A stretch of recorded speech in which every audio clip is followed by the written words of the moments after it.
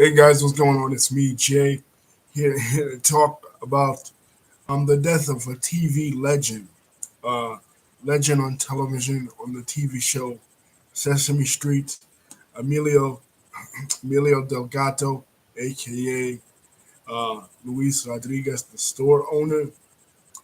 He passed away today at the age of 81 years old. He was on the show um, starting in 1971. He was a very important component of the television show Sesame Street because, as we talked about with um, in the archives when I did the review on the book on the origins of Sesame Street, Street Gang, Sesame Street came about in 1969, and it was a product of the civil rights movement of the late 60s and early 70s. It was a way to expose urban kids, kids in the inner cities, and kids all around the country and later the world, because Sesame Street actually played an essential part, and believe it or not, in healing some of the divisions between Israelis and Palestinians later when it expanded to over there. But initially, when it started here in the United States, it was a way to expose kids to other aspects of other cultures. And that's exactly what um, this character did. He was a Mexican American. He actually led a very interesting life. He was born in California, but he grew up in Mexico. And then when he came back to the United States, he actually served in the army, in which he was deployed in 1965 in the original Watts riots. Basically, it was so bad. The Watts riots became so bad that the United States had to actually call in the army. But anyway, he became dissatisfied with the way the government was abusing power to oppress minorities in the 60s. So he decided to go from there into art, specifically Chicano arts. Keep in mind this was the mid to late 60s, and activism and cultural awareness, even in the Mexican American community, was all over the place. You had activist groups like the Brown Berets and the Young Lords all over. So he gets into that, and then in 1971, the producer of Sesame Street, John Stone, comes to him about being the Luis Rodriguez character. And on the show, what he would do is he would come out and he would sing Spanish songs. He would educate kids on Hispanic American heritage and history. He would talk about figures like Cesar Chavez, figures like Pedro Albizu Campos, figures like Simon Bolivar, things that kids were not being exposed to. And he talks about this in his autobiography, where when he was first going for acting roles, he would get these typical roles like a drug cartel leader or a gang leader, and this was or an old Western Mexican bandito. And he didn't want these kind of roles. He wanted to make a positive influence on the life of young Hispanic youth. And that's exactly what he did. One of the seminal episodes that I remember and I enjoy from um, when I was real little was the 1989 episode where he and the character Maria, played by Sonia Manzano, who was a Puerto Rican, got married. Now, that wasn't his actual wife. For years, I thought it was his actual wife, but it wasn't his actual wife. But what it was showing was an example of brown love, Hispanic love between two Hispanic characters, something that you didn't ever see on TV. Now, in pop culture and in the cultural zeitgeist of America, we are saturated with a lot of Hispanic characters, a lot of Hispanic references. Reggaeton, especially in 2017, became really popular. Um, the 2020 Super Bowl halftime show with Shakira and J Lo, and all that. But back then, we didn't have none of that. Only thing we had really was West Side Story, and even that was the stuff that he was talking about. Always gang stuff, always violent, always negativity. So him as a patriarch on the show and a business owner and a role model on the show was showing kids a different way, showing them a different type of role model. And that influenced me as a Hispanic young man because, again, we didn't really see that. No representation in the early days, just West Side Story, and that was it. But he comes along and he is teaching us. He's teaching us about Hispanic heritage, he's teaching us about music, Hispanic music, all these different variants of Hispanic culture, not just his culture, Chicano culture, Mexican American culture, but a whole bunch. It really impressed me and influenced me. And along with the sign language, that was how I was,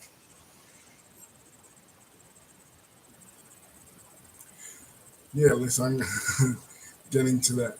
That was how I, I was educated and my self esteem was lifted up. Because again, I'm seeing something positive as a Hispanic young man, a little Hispanic boy, seeing this role model. And he's a business owner, he's a family man, he's a father, really positive role models. And it really stressed to me the importance of positive role models in popular culture coming from different races and ethnicities. You know what I mean? We saw, and that was his character was one of the things that was really great about Sesame Street. Again, I keep stressing it, like Lisa said, was that when you were a person of color, you always saw positive things on Sesame Street. You know what I mean?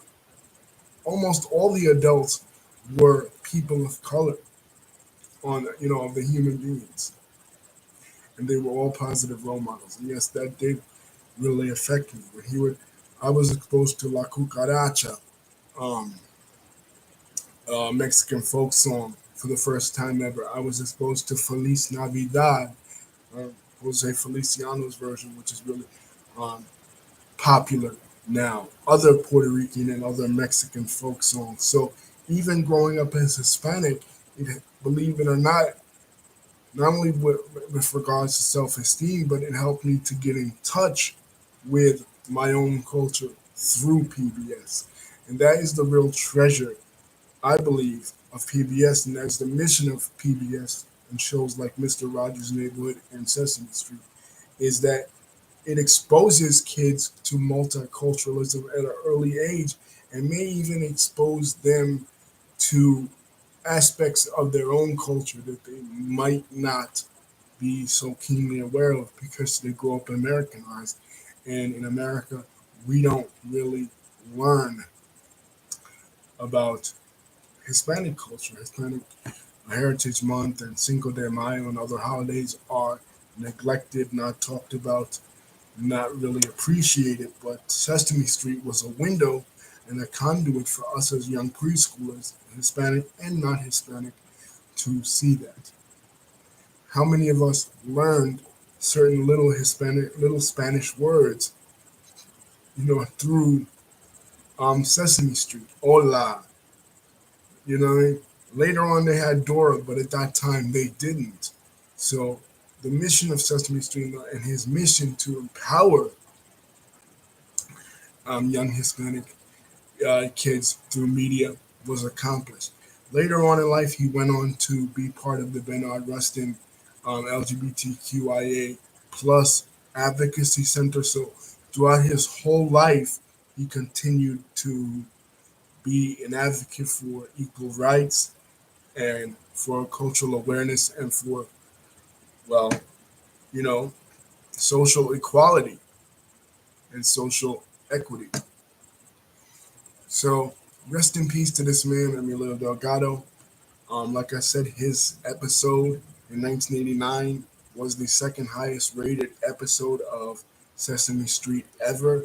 So his character, um, being a Hispanic family on the block on Sesame Street and being uh,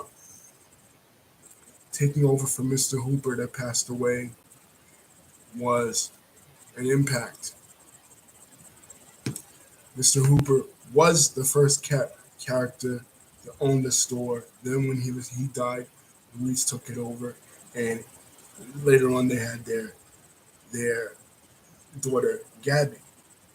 You know, so it wasn't just this Hispanic man, just a positive representation of a man.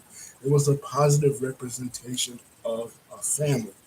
Keep in mind, they didn't have any Hispanic family sitcoms on television at that time that were completely Hispanic. There was I Love Lucy, which we talked about in the archives, but there wasn't a whole, like a Hispanic mother and a Hispanic father and a Hispanic child.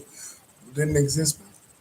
So, yes, Lisa is absolutely right. The level of self esteem that Sesame Street empowered to children that were of different ethnicities, different religions, and even different disabilities, hearing impaired and disabled, you know, in wheelchairs, was tremendous.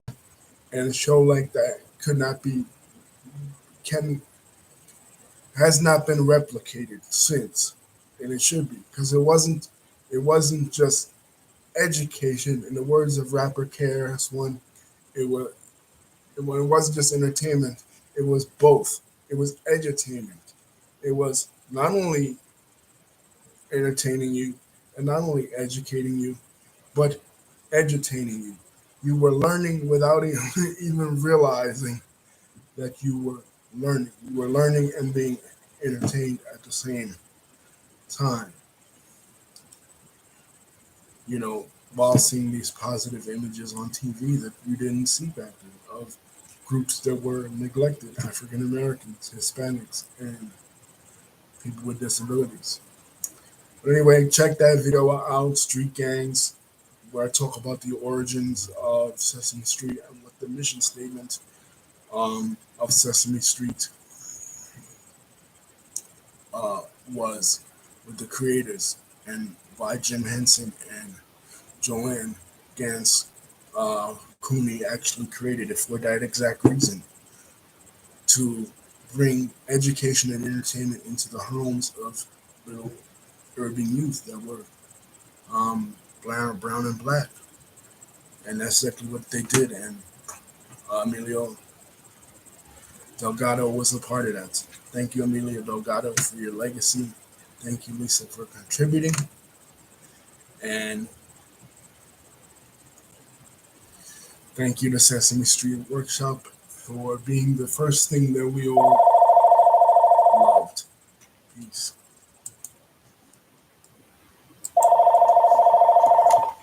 Hello?